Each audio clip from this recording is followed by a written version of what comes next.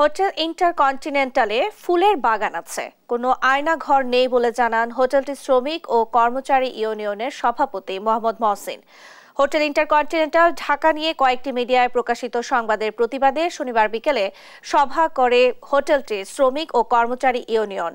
ব্যক্তিগত স্বার্থ হাসিলের জন্য কিছু সাবেক কর্মচারী প্রতিষ্ঠানটি ঘেরাও করে মিথ্যা বানোয়াট ও ভিত্তিহীন সংবাদ প্রচার করছে বলে অভিযোগ করেন মোহাম্মদ মহসিন। অভিযোগ সুষ্ঠু তদন্তের আহ্বান জানিয়ে বস্তুনিষ্ঠ সংবাদ প্রকাশের জন্য গণমাধ্যমের প্রতি আহ্বানও জানান তিনি।